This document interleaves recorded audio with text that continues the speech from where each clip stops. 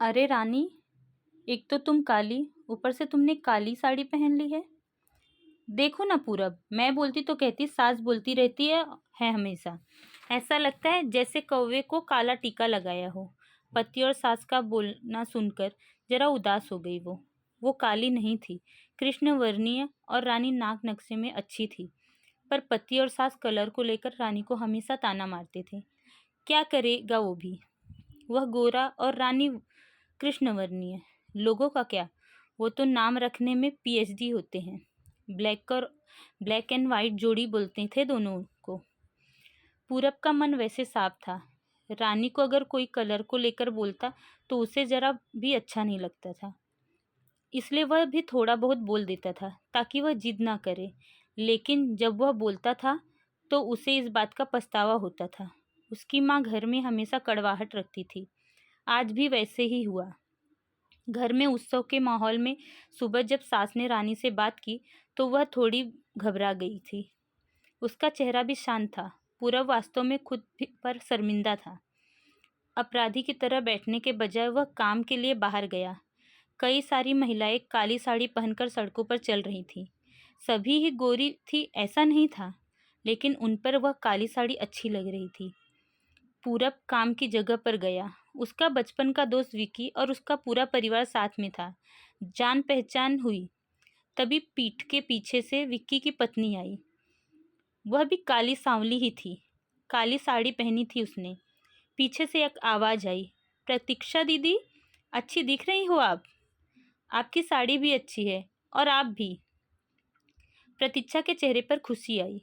उससे ज़्यादा विक्की खुश हो गया था। पूरब विक्की को कौतूहल से देख रहा था। विक्की ने वह देखा और जाना। वो पूरब के सवालों को हल करना चाहता था।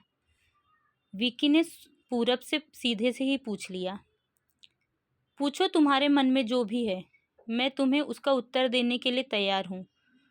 पूरब पहले हड़बड़ाया, फिर वह बोलने लगा कि नहीं नहीं, ऐसा कुछ भी नहीं है। विक्की ने पूरब से कहा, तुम मुझे नहीं जानते कि मैं लोगों का मन कितने अच्छे से पढ़ सकता हूँ। तुम तो मेरे बचपन के मित्र हो। तुम्हारे मन की बात भला मुझसे कैसे छुपी रह सकती है।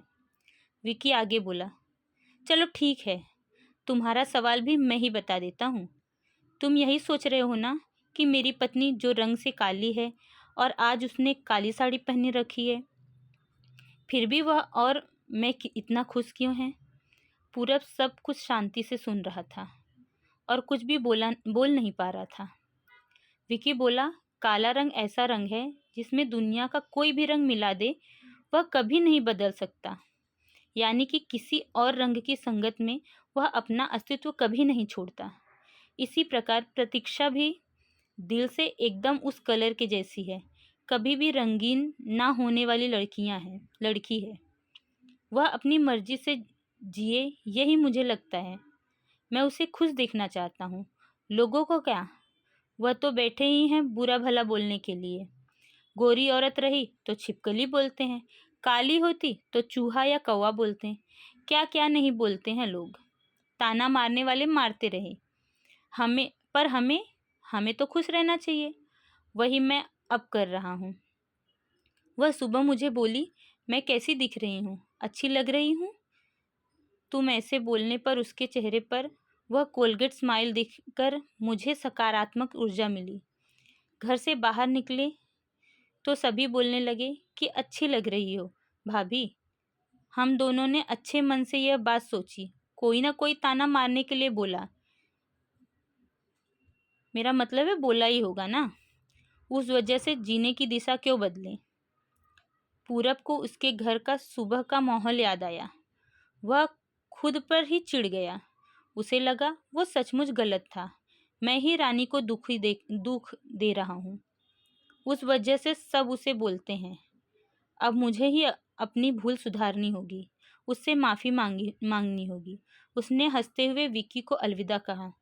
अपना काम निपटाकर वह एक साड़ी की दुकान पर गया। रानी के लिए उसने काले रंग की साड़ी ली और घर गया। घर जाने के बाद रानी शांत बैठी थी। उसने रानी को आवाज़ दी और साड़ी उसके हाथों में दे दी। रानी को जरा अलग ही लगा। उसने प्रश्नार्थक नज़रों से पूरब की ओर देखा। उसने बॉक्स खोलकर देखा तो काले रंग की साड़ी थी। रानी, मैं लाया हूँ तुम्हारे लिए यह साड़ी। आज पहन के दिखाओ कैसी दिखती हो तुम। अच्छी नहीं लगी तो बदल देंगे साड़ी को। देखने तो दो कैसी दिखती हो तुम इस रंग में। रानी को जरा अच्छा लगा। चलो तैयार हो जाओ जल्दी से, हम जरा बाहर जाकर आते हैं।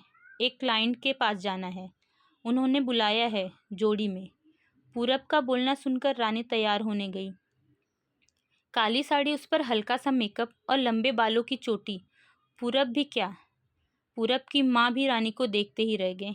पूरब बोला, रानी सॉरी। हाँ, अरे लोगों की बातों में आकर मैं तुम्हें हमेशा बोलता रहा, और खरा सौंदर्य किसमें है यह मैं भूल गया था। रंग दो ही हैं, यह जानकर भी जीना छोड़ दे क्या? अपनी खुद की पसंद छोड़ दे क्या? तुम्हें काले रंग की साड़ी पहनना बहुत अच्छा लगता था, पर मैं हमेशा तुम्हें टोकता रहा। अब मुझे समझ में आया कि किसी भी रंग में रंगते वक्त मन साफ हो तो खूबसूरती निखरती है। तुम चाहती हो वैसे ही जियो, मैं कभी भी तुम्हें नहीं बोलूँगा। और हाँ, सचमुच सुंदर दिखती हो तुम। तुम्हारे रंग पर अच्छा खिलता है यह काला रंग। रानी के चेहरे की लाली और भी ज्यादा बढ़ गई यह बात सुनकर। शर्मा कर वह पूरब को बोली, क्या आप भी? पूरब ने रानी का मुस्कुराता हुआ चेहरा देखा और उसके बदले हुए विचारों से पूरब खुश हुआ। मन ही मन में पूरब ने विकी को धन्यवाद किया, क्योंकि यह परिवर्तन विकी के शब्दों द्वारा ही हुआ था। खूबसूरत दिखने के लिए खूबसूरत दिखना जरूरी नहीं है दोस्तों, बल्कि खूबसूरत सोच होना जरूरी है। इंसान का अगर मन सुंदर है तो इससे कोई फर्क नहीं पड़ता कि वह किस रंग का है।